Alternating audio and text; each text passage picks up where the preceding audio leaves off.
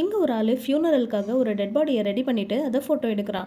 இவங்க தான் இந்த படத்தோட ஹீரோயின். நம்ம ஹீரோயின் அவங்க பியானோ டீச்சரோட ஃபியூனரலுக்கு வந்திருக்காங்க. ஸ்டார்டிங்ல ஒரு தாத்தாவோட டெட் பாடிக்கு மேக்கப் போட்டு ரெடி பண்ற மாதிரி காமிச்சாங்கல்ல, அந்த ஃபியூனரலுக்கு தான் இப்போ நம்ம ஹீரோயின் வந்திருக்காங்க. ஹீரோயினும் அந்த டெட் பாடியை பார்க்குறா. அப்போ அந்த தாத்தா மூச்சு விடுற மாதிரி தெரியுது. இதை பார்த்து பயந்து போன ஹீரோயினும் அங்கிருந்து கிளம்புறா. ஹீரோயின் டெட் பாடியை பார்த்துட்டு பயந்து போய் கிளம்புறத அங்க இருந்த மார்டிஷனும் பார்க்குறான். இவன் தான் இந்த படத்தோட ஹீரோயினுக்கு ப்ரப்போஸ் பண்றதுக்காக ரிங் வச்சுட்டு வெயிட் பண்ணிட்டு இருக்கான். ஹீரோ என்ன சொல்ல வரான்னு புரிஞ்சுக்காத நம்ம ஹீரோயினும் அவன் கிட்ட சண்டை போட்டுட்டு கோவமா அங்க இருந்து கார் எடுத்துட்டு கிளம்புறாங்க.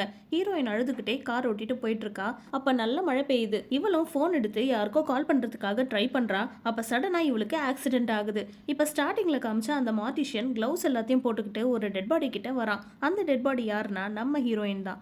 ஆக்சிடென்ட்ல ஹீரோயின் இறந்துட்டாங்க போல. அதனால தான் நம்ம ஹீரோயினோட பாடி இங்க வந்திருக்கு. இவனும் ஹீரோயினோட திங்ஸ் எல்லாத்தையும் ரிமூவ் பண்ணிட்டு ஹீரோயினோட ட்ரெஸ்ஸை கட் பண்ணிட்டு இருக்கான். அப்ப ஹீரோயின் கண் முழிச்சு நான் எங்க இருக்கேன்னு மார்டிஷியன் கிட்ட கேட்கறா.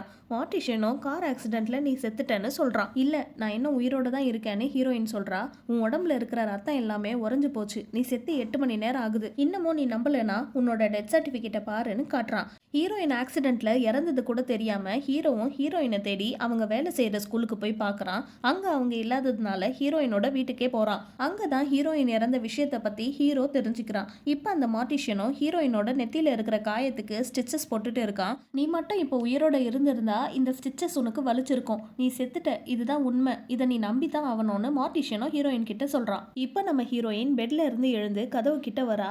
அந்த டைம் பார்த்து நம்ம ஹீரோவும் ஹீரோயினை பார்க்கணும்னு மார்டிஷியன் கிட்ட வந்து கேட்கறான். ஹீரோயின் பாடியை பார்க்கறதுக்கு மார்டிஷியன் அலோ பண்ணவே மாட்டான். ஹீரோவோட வாய்ஸை கேட்ட ஹீரோயினும் உள்ள இருந்து கத்திக்கிட்டே இருக்கா. இந்த சத்தம் வெளியே கேட்கவே இல்லை. அதனால ஹீரோவும் மார்டிஷியன் கிட்ட சண்டை போட்டுட்டு அங்க இருந்து கிளம்பிடுறான். இப்ப ஹீரோயினும் மார்டிஷியன் கிட்ட யார் வந்ததுன்னு கேக்குறா. அதுக்கு அவனும் ஹீரோ தான் உன்னை பாக்குறதுக்காக வந்திருந்தான். உன்னை இந்த நிலைமையில பார்த்தா அவன் தாங்க மாட்டான். அதனாலதான் நான் உன்னை பாக்குறதுக்கு அலோ பண்ணலன்னு சொல்றான். இப்ப ஹீரோவும் ஹீரோயினுக்கு ஆக்சிடென்ட் ஆன அந்த காரை பார்த்து ஃபீல் பண்ணிட்டு இருக்கான். அப்ப அவனோட ஃப்ரெண்ட் அங்க வரான். இவனும் அவன் ஃப்ரெண்டு கிட்ட ஹீரோயினோட பாடியை பாக்குறதுக்கு கூட விடலன்னு சொல்லி புலம்பிட்டே இருக்கான். இப்ப ஹீரோயினும் மார்டிஷியனுக்கு தெரியாம மார்ச்சுரியில இருக்கிற ஒரு சிசர் எடுத்து வச்சுக்கிறா. இப்ப மார்டிஷியன் உள்ள வரா. ஹீரோயினும் அவ வச்சிட்டு இருந்த சிசரை வச்சு அட்டாக் பண்ண ட்ரை பண்றா. ஆனா மார்டிஷியன் எஸ்கேப் ஆயிடுறான். நீ ஏன் இப்படி எல்லாம் பண்றன்னு மார்டிஷியனும் கேக்குறான். அப்ப ஹீரோயினும் என்னால மூச்சு விட முடியுது, நான் இன்னும் சாகல, உயிரோட தான் இருக்கேன்னு மார்டிஷியன் கிட்ட சொல்றா. அப்ப மார்டிஷியனும் எனக்கு டெட் பாடி கிட்ட பேசுற பவர் இருக்கு, அதனாலதான் என்னால உன்கிட்ட பேச முடியுதுன்னு சொல்லி ஹீரோயினை கன்வின்ஸ் பண்றான். இப்ப ஹீரோயினும் அவளோட ஃபியூனரலுக்கு போட வேண்டிய ட்ரெஸ்ஸை கொண்டு வந்து மார்டிஷியன் வைக்கிறான். அப்ப மார்டிஷியனுக்கே தெரியாம ஹீரோயினும் சாவி கொத்தை எடுத்து வச்சுக்கிறா.